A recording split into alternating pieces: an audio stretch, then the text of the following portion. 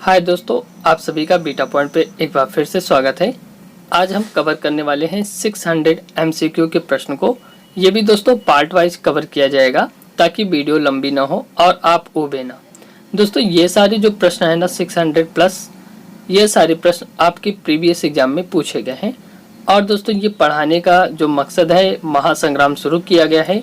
ये आपके लिए टारगेट बैच शुरू की गई है ताकि जो भी आने वाले एग्ज़ाम्स हैं, चाहे वो पेट हो चाहे वो आरआरबी के एग्ज़ाम्स हों, आप अच्छे से कर सकें।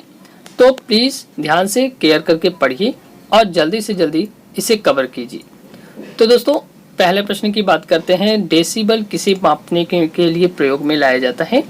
तो दोस्तों ये वातावरण में ध्वनि को मापने की इकाई है और इसे वातावरण में ध्वनि मापने के लिए प्रयोग किया जाता है। एम्पियर क्या मापने की इकाई है? तो आपको पता होना चाहिए। एम्पियर से दोस्तों धारा को मापते हैं।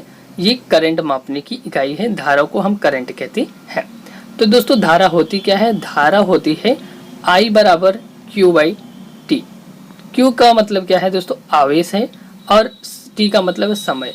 तो एकांक समय में जितना आवेश प्रवाहित होता है दोस्तों, वही क्या होती है? करंट होती है। अगला प्रश्न है कि यंग प्रत्यास्थता गुणांक का एसआई मात्रक है। तो दोस्तों इसका एसआई मात्रक होता है न्यूटन प्रति मीटर स्क्वायर, यानी हम कह सकते हैं न्यूटन प्रति वर्ग मीटर।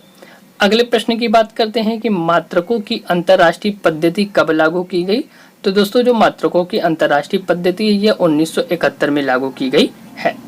अगले प्रश्न की बात करते हैं कि खाद्य ऊर्जा को हम किस इकाई में माप सकते हैं?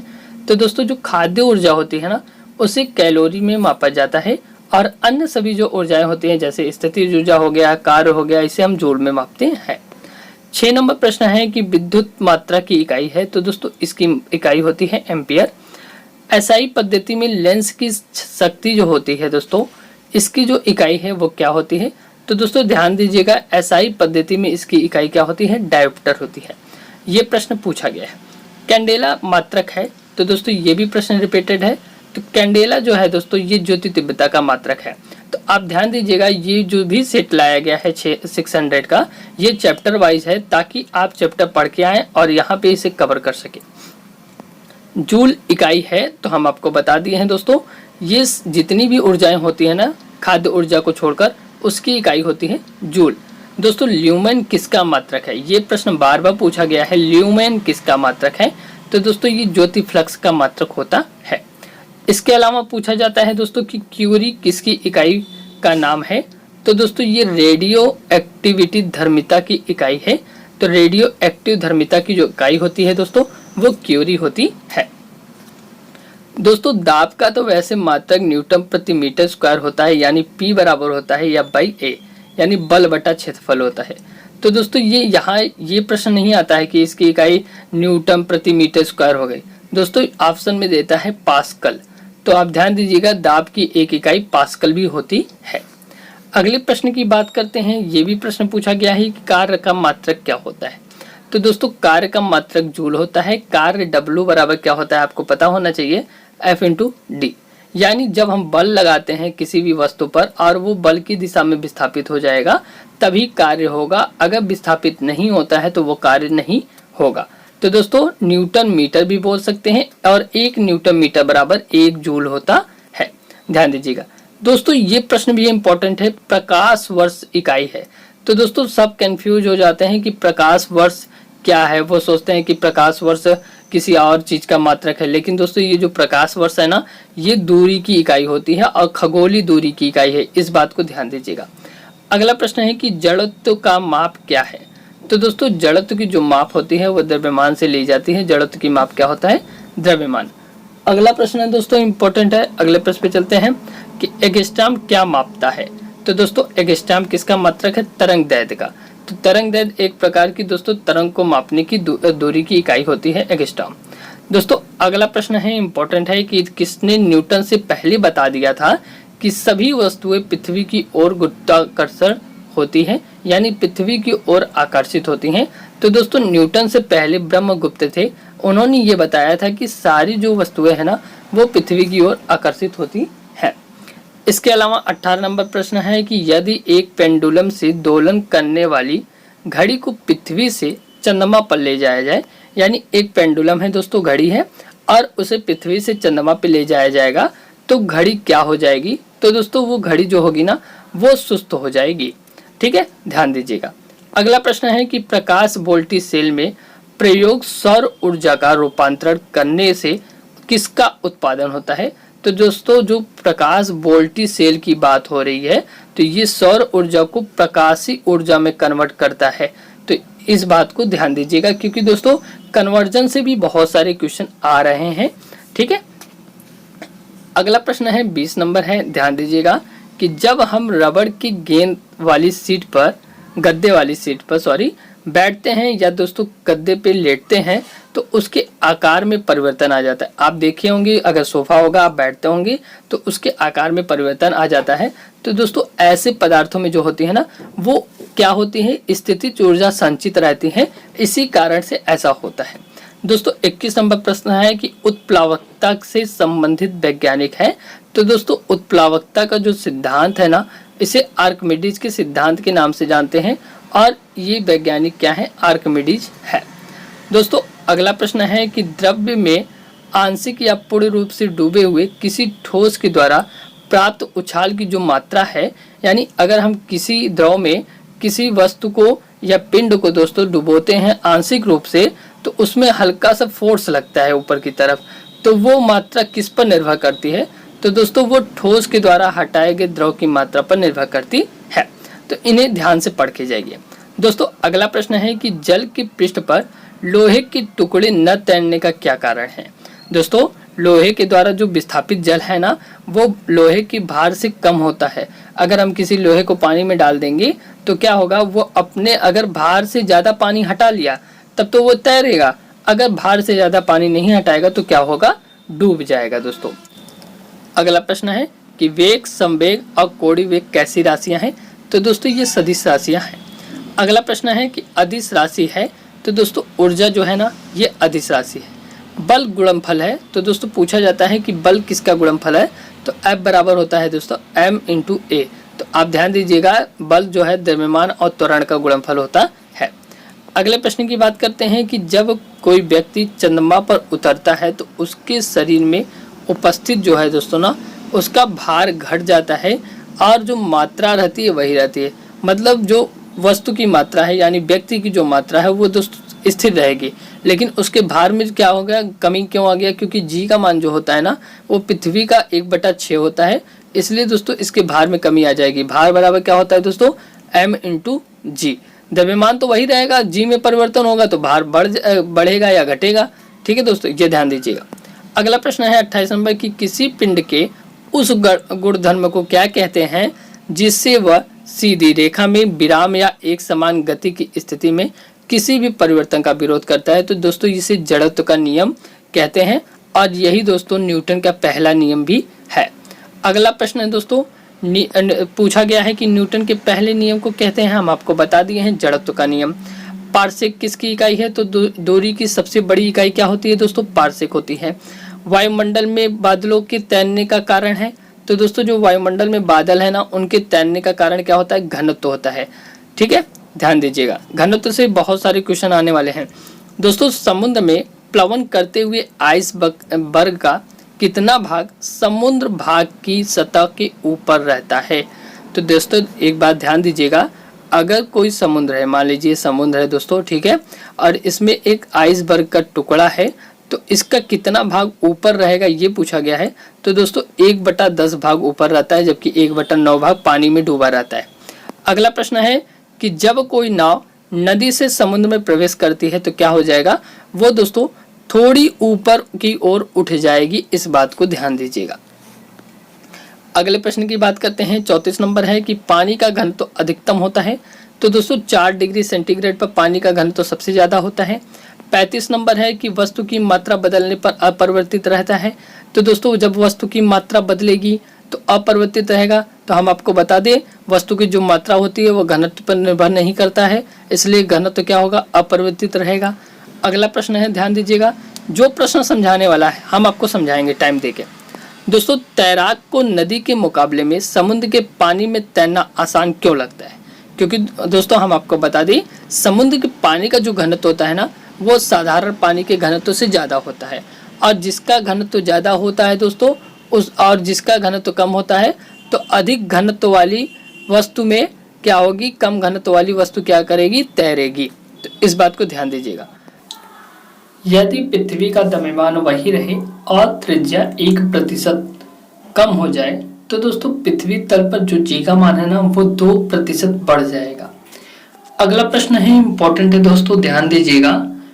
अगले प्रश्न की बात करें तो ऊंचाई की जगहों पे दोस्तों 100 डिग्री सेंटीग्रेड के नीचे तापमान पर क्या होता है, जल उबलने लगता है। क्यों? क्योंकि दोस्तों ऊंचाई जाने पर क्या होगा ना, वायुमंडलीय दाब क्या होता है, कम हो जाता है, और जो हमारा क्वथनांक पॉइंट है ना 100 डिग्री सेंटीग्रेड से नीचे आ जाता है। अगला प्रश्न है, इंपॉर्टेंट है कि कोणीय संवेग एवं रेखीय संवेग के अनुपात की बीमा क्या है। तो दोस्तों इनकी बीमा होती है m0 L1 T0 होती है। अगले प्रश्न की बात करते हैं दोस्तों। अगला प्रश्न बहुत ही इंपॉर्टेंट है कि बर्नौली प्रमेय आधारित है। तो दोस्तों ये ऊर्जा के संरक्षण नियम पर आधारित है। अगला प्रश्न है कि लोहे की सुई पानी की सतह पर तैरती है, इस परिघटना का क्या कारण है। तो दोस्तों इसका जो कारण है ना वो पृष्ठ तनाव है। पृष्ठ तनाव के कारण क्या होता है, लोहे की जो सुई है ना वो पानी की सतह पर तैरती प्रतीत होती है। अगला प्रश्न है कि प्लास्टिक पेपर पर स्याही सोखने में शामिल है। तो दोस्तों प्लास्टिक पेपर में जो स्याही सोखने की परिघटना होती है ना ये होती है केशिकात्व परिघटना के कारण या केशिकीय अभिक्रिया के कारण। अगला प्रश्न है कि यदि हम भूमध्य रेखा से ध्रुवों की ओर जाते हैं तो जी के मान पर क्या फर्क पड़ता है। तो दोस्तों जी का जो मान है ना, स्मॉल जी का मान, वो ध्रुवों पर अधिकतम होता है, यानी ध्रुवों पर बढ़ जाता है। इसके अलावा हम आपको बता चुके हैं कि दोस्तों जो शरीर का वजन होगा ना वो ध्रुवों पर अधिकतम क्यों होगा, क्योंकि दोस्तों जो भार होता है ना, भार बराबर mg होता है, और जहां पे g का मान अधिक होगा वहीं पे भार अधिकतम होगा। तो g का मान कहाँ अधिकतम होता है दोस्तों, ध्रुवों पर। ठीक है, अगले प्रश्न की बात करते हैं। अगला प्रश्न है दोस्तों, एक अंतरिक्ष यात्री पृथ्वी तल की तुलना में चंद्र तल पर अधिक ऊंची छलांग लगा सकता है, क्योंकि दोस्तों हम आपको बता चुके हैं कि जी का जो मान होता है ना दोस्तों वो पृथ्वी की तुलना में 1/6 होता है। ठीक है दोस्तों, ये ध्यान दीजिएगा, 1/6 गुना होता है। अगला प्रश्न है दोस्तों, ध्यान दीजिएगा कि एक पत्थर को चांद की सतह से पृथ्वी पर लाया जाता है तो क्या होगा। तो दोस्तों आपको पता है कि द्रव्यमान वही रहेगा, लेकिन जो भार है वो क्या हो जाएगा, बढ़ जाएगा। तो ये बात ध्यान दीजिएगा। ठीक है, अगला प्रश्न है दोस्तों कि किसी लिफ्ट में बैठे हुए व्यक्ति को अपना भार कब अधिक मालूम पड़ता है। तो कोई लिफ्ट है दोस्तों और उसमें कोई व्यक्ति बैठा है तो क्या होगा कि उसका भार कब अधिक मालूम होगा, जब वो त्वरित गति से ऊपर जा रही होगी। अगर जब लिफ्ट ऊपर जाएगी तो उसका भार थोड़ा अधिक पता चलेगा। अगर आप बैठे होंगे तो आपको अनुभव हुआ होगा।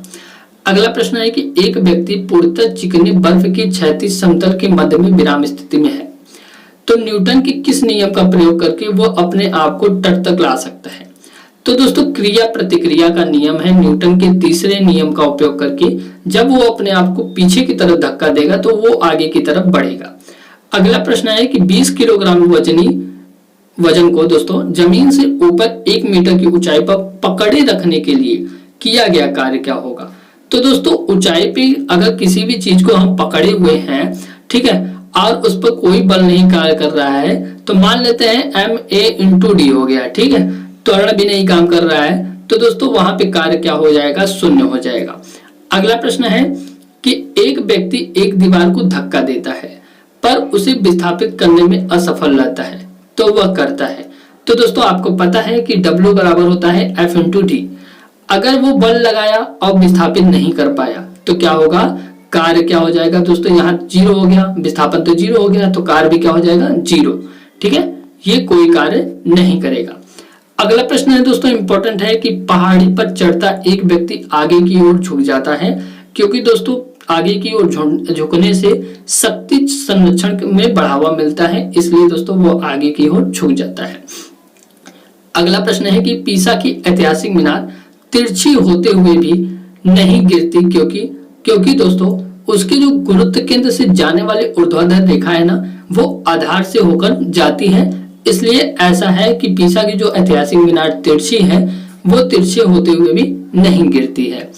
अगला प्रश्न है दोस्तों, इंपॉर्टेंट है कि एक ऊंची इमारत से एक गेंद इतना त्वरण से कितना 9.8 मीटर प्रति सेकंड स्क्वायर के त्वरण से 7 से गिराई जा रही है, 3 सेकंड बाद उसका वेग क्या होगा।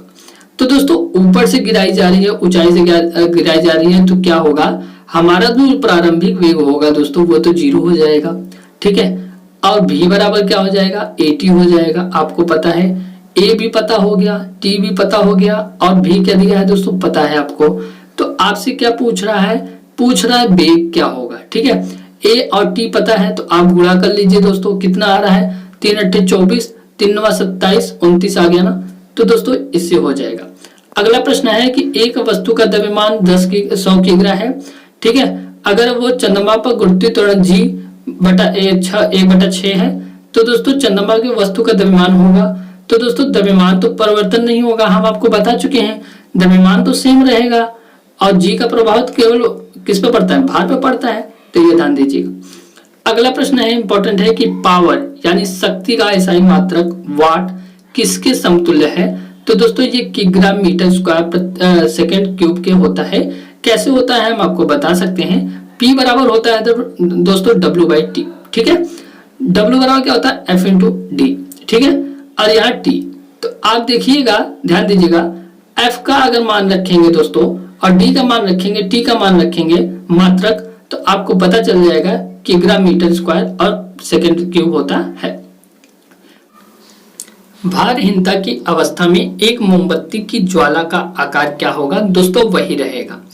अगला प्रश्न है कि एक किस नली में जल की अपेक्षा एक तरल की ऊंचाई तक चढ़ता है, इसका कारण क्या है। तो दोस्तों क्या होता है कि तरल का जो पृष्ठ तनाव है ना वो जल की अपेक्षा अधिक होता है, इसलिए दोस्तों अधिक ऊंचाई तक चढ़ता है।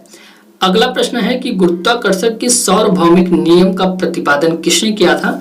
तो ये ध्यान दीजिएगा, गुरुत्वाकर्षण के जो सबसे पहले बताया था कि पृथ्वी पर पिंड गिरता है, दोस्तों वो किसने बताया था, पृथ्वी अपनी ओर आकर्षित करती है, ब्रह्मगुप्त ने। लेकिन नियम किसने प्रतिपादित किया था, ये न्यूटन ने प्रतिपादित किया था। अगला प्रश्न है दोस्तों इंपॉर्टेंट है, आपकी क्लास लंबी हो रही है हमें पता है, लेकिन आपको बहुत सारे डाउट्स क्लियर हो रहे होंगे। ऊर्जा संरक्षण का आशय क्या है। तो दोस्तों इसका मेन आशय है कि ऊर्जा को न तो सृजन किया जा सकता है और न ही नष्ट किया जा सकता है। पास्कल इकाई है तो हम आपको बता दिए हैं, ये दाब की इकाई है। 1 किग्रा प्रति सेमी स्क्वायर दाब समतुल्य किसके होता है। तो दोस्तों वो 0.1 बार के होता है, तो आप इन्हें ध्यान से पढ़ लीजिएगा। अगला प्रश्न है कि क्यूसेक से क्या मापा जाता है।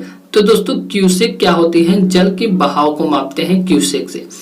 अगले प्रश्न की बात करते हैं, सारे छोटे छोटे प्रश्न हैं कि किसी पिंड का भार अधिकतम कहाँ होगा। तो दोस्तों ध्रुवों पर अधिकतम होगा, क्योंकि जी का मान क्या होता है, ध्रुवों पर अधिकतम होता है।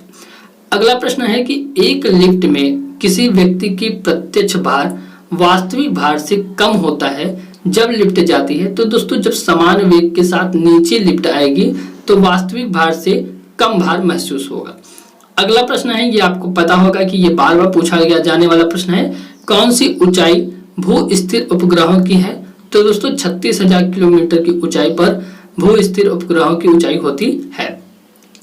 महान वैज्ञानिक आर्किमिडीज किस देश से संबंधित थे।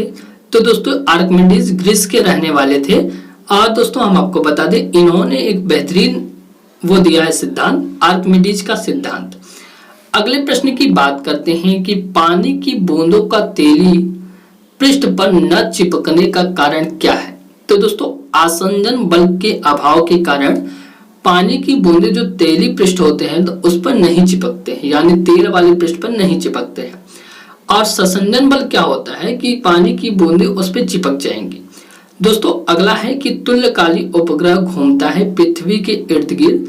तो तुल्यकाली उपग्रह जो होती है दोस्तों वो पृथ्वी से पश्चिम से पूर्व की दिशा में घूमती है। पहिए में बॉल बेयरिंग का कार्य क्या है। तो दोस्तों जो पहिए में बॉल बेयरिंग यूज करते हैं ना, उसका मेन काम होता है कि स्थैतिक घर्षण यानी स्थिर घर्षण को गतिज घर्षण में बदलने का काम करता है बॉल बेयरिंग। अगला प्रश्न है कि जल के आयतन में क्या परिवर्तन होगा यदि तापमान, दोस्तों यहाँ 9 डिग्री है, ठीक है, 9 डिग्री सेंटीग्रेड से गिरकर 3 डिग्री सेंटीग्रेड कर दिया जाए तो क्या होगा। पहले दोस्तों आयतन तो इसका घटेगा, ठीक है, बाद में इसके आयतन में क्या आएगी, बढ़ोतरी आएगी। जैसे आयतन घटेगा घनत्व बढ़ता चला जाएगा। तो 4 डिग्री सेंटीग्रेड पे घनत्व अधिक हो जाएगा और उसके बाद दोस्तों घनत्व घटता जाएगा और आयतन बढ़ता जाएगा। अगला है कि एक झील में तैरने वाली इस्पात की नाव के लिए नाव द्वारा विस्थापित पानी का भार कितना है। तो दोस्तों नाव के उस भाग के बराबर होगा जो झील के पानी की सतह के नीचे है। यानी जितना भाग झील के पानी के सतह के नीचे होगा नाव के, उतना ही भार क्या होगा दोस्तों, ये झील में तैरने वाले इस्पात की नाव के लिए नाव द्वारा पानी विस्थापित किया जाएगा। ठीक है। अगला प्रश्न है दोस्तों कि किसी कालीन की सफाई के लिए यदि उसे छड़ी से पीटा जाए तो उसमें कौन सा नियम लागू होगा। तो दोस्तों उसमें गति का पहला नियम यानी जड़त्व का नियम लागू होता है। अगला प्रश्न है कि सड़क पर चलने की अपेक्षा बर्फ पर चलना कठिन होता है, क्योंकि दोस्तों बर्फ में सड़क की अपेक्षा घर्षण क्या होता है, कम होता है दोस्तों। ठीक है, इसलिए हम बर्फ पे नहीं चल सकते। अगले प्रश्न की बात करते हैं कि लोलक का आवर्तकाल क्या होता है। तो दोस्तों लोलक का जो आवर्तकाल होता है ना, वो t बराबर होता है √L/g और इसका आवर्तकाल किस पर निर्भर करता है, L पर निर्भर करता है। ठीक है दोस्तों, लंबाई पर। अगला प्रश्न है दोस्तों कि लोलक घड़ियां गर्मियों में शुष्क हो जाती हैं, क्यों। क्योंकि दोस्तों आपको पता है कि t बराबर होता है √L/g। तो क्या होगा, गर्मियों में लंबाई बढ़ जाती है और क्या होता है, ये शुष्क हो जाती है। ठीक है दोस्तों, तो आपको पता होना चाहिए कि लोलक की लंबाई बढ़ जाती है, जिससे इकाई दोलन में लगा हुआ जो समय है वो बढ़ जाता है। अगला प्रश्न है कि किसी सरल लोलक की लंबाई 4% बढ़ा दी जाए तो आवर्तकाल कितना हो जाएगा, 2%। कैसे, t बराबर √L/g। यहाँ पे क्या हो गया दोस्तों, 4% बढ़ गया लंबाई, तो अंडर रूट में है तो कितना हो जाएगा, 2% क्या हो जाएगा, आवर्तकाल बढ़ जाएगा इसका। ठीक है। अगला प्रश्न है दोस्तों 77 नंबर है कि यदि लोलक की लंबाई 4 गुनी कर दी जाए तो लोलक में झुकने में समय लगेगा। तो आपको पता है √L/g। ठीक है जी, और ये 4 गुनी तो अंडर रूट में है तो 2 बाहर आ जाएगा तो 2 गुना हो जाएगा। ठीक है दोस्तों। अगला प्रश्न है कि पेंडुलम को चंद्रमा पर ले जाने पर उसकी समय अवधि क्या हो जाएगी। तो दोस्तों वो बढ़ जाएगी। एक कण का द्रव्यमान m तथा संवेग p है तो गतिज ऊर्जा क्या होगी। तो दोस्तों गतिज ऊर्जा k बराबर क्या होता है, 1/2 mv²। तो दोस्तों यहाँ पे हमने m का गुणा ऊपर कर दिया, m का नीचे कर दिया। तो दोस्तों ये क्या होगा, ये हो गया तुम आपका mv का होल स्क्वायर हो गया। और दोस्तों m इंटू v बराबर क्या हो गया, p हो गया। तो हमने ये कह सकते हैं 1/2m इंटू p। तो दोस्तों इसका क्या फार्मूला हो गया, p² हो गया ना, तो p²/2m हो गया। अगला प्रश्न है 80 नंबर की, एक भू उपग्रह अपने कक्ष में निरंतर गति करता है या अपकेंद्र बल के प्रभाव से होता है। दोस्तों जो प्राप्त होता है हम आपको बता दें, यह दोस्तों पृथ्वी के द्वारा उपग्रह पर लगने वाली गुरुत्वाकर्षण से प्राप्त होता है।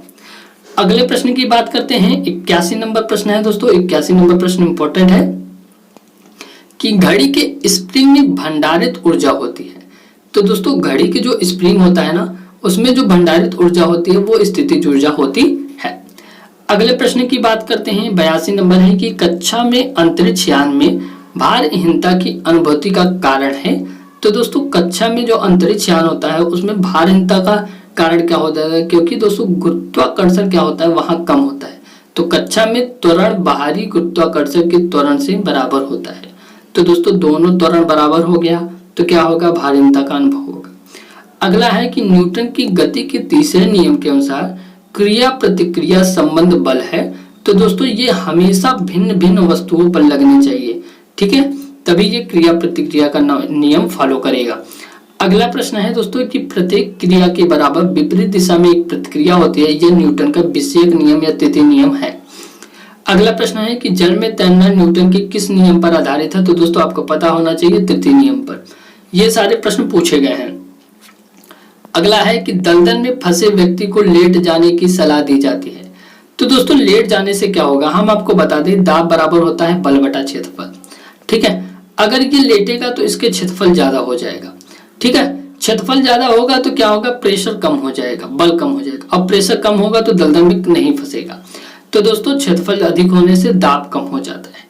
अगला है कि बर्फ के 2 टुकड़े आपस में दबाने पर टुकड़े आपस में चिपक जाते हैं, क्योंकि दोस्तों दाब अधिक होगा तो उसका गलनांक घट जाएगा, इसलिए चिपक जाते हैं।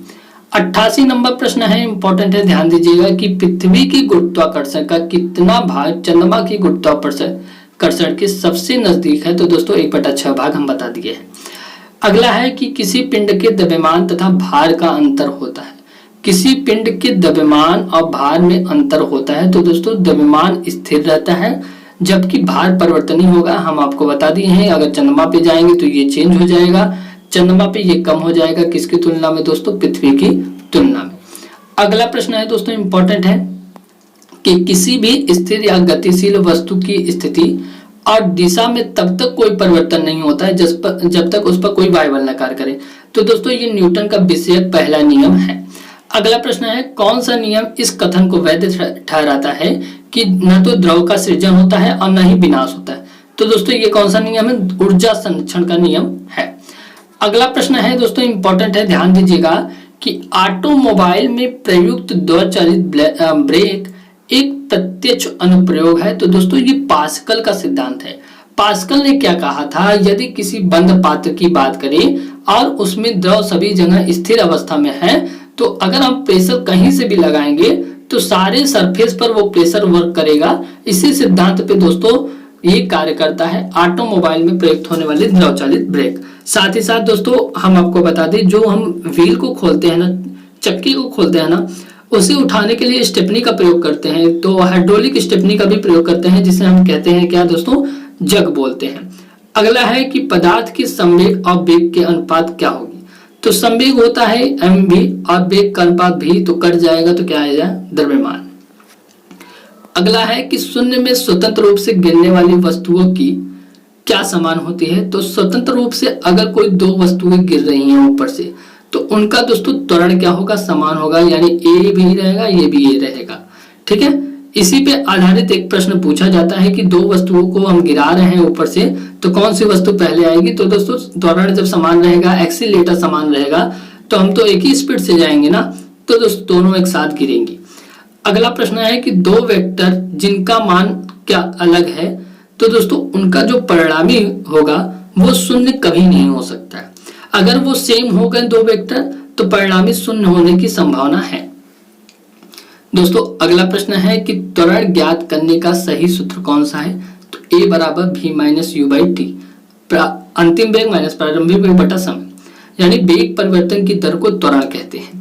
अगला है कि रेल की पटरी अपने वक्रों पर किस कारण से झुकी होती है? तो दोस्तों रेलगाड़ी के भार के क्षैतिज घटक से आवश्यक अभिकेंद्री बल को प्राप्त किया जा सकता है, इसलिए दोस्तों रेल की पटरियां अपने वक्रों पर क्या होती हैं? झुकी हुई होती हैं। अगले प्रश्न की बात करें दोस्तों, अगला प्रश्न है, इंपॉर्टेंट है कि साइकिल चलाने वाला मोड़ लेते समय क्यों झुकता है? तो दोस्तों वह झुकता है ताकि गुरुत्व केंद्र आधार के अंदर बना रहे और वो गिरने से बच जाए। अगला है कि कोई साइकिल सवार किसी मोड़ पर घूमता है तो वह दोस्तों अंदर की ओर झुक जाता है। दोस्तों अगला प्रश्न है कि क्रीम सेपरेटर में दूध में वसा को किस कारण से अलग किया जा सकता है? तो दोस्तों अभिकेंद्री बल के द्वारा अलग किया जा सकता है। आज दोस्तों आपके लिए इतना ही, और अब हम कल की क्लास में पार्ट 2 में लेके आएंगे अगले स्लाइड्स को। अगर आपको वीडियो अच्छी लगी हो तो प्लीज लाइक जरूर कीजिएगा। दोस्तों उम्मीद है आपको क्लास अच्छी लगी है, तो लाइक कीजिएगा, सब्सक्राइब कीजिएगा, ज्यादा से ज्यादा शेयर कीजिएगा। दोस्तों हम चाहते हैं कि बीटा पॉइंट को आप ही के सहयोग से आगे ले जाया जाए, और अभी हम बहुत गरीब परिवार से हैं और मोबाइल से पढ़ाते हैं, तो आप सभी से उम्मीद है, इस भाई का उम्मीद है कि आप सभी इस भाई को आगे ले जाएंगे। और उम्मीद है दोस्तों अगर हमसे कोई त्रुटि हुई हो, या हम समझा नहीं पा रहे हैं, या आपको कोई एडवाइस देना है, या आपको ये लगे कि हम अच्छा पढ़ा रहे हैं, तो आप कमेंट बॉक्स में प्लीज अपना सजेशन दे सकते हैं। और आप हमारे भाई हैं और हमें सपोर्ट कीजिए, हमें आपकी ज़रूरत है, क्योंकि दोस्तों इस समय बहुत ज़्यादा परेशानी है घर में। आप ही लोग की दुआ रहेगी तभी आगे बढ़ेंगे। प्लीज़ ज़्यादा से ज़्यादा शेयर कीजिए। बहुत बहुत धन्यवाद दोस्तों।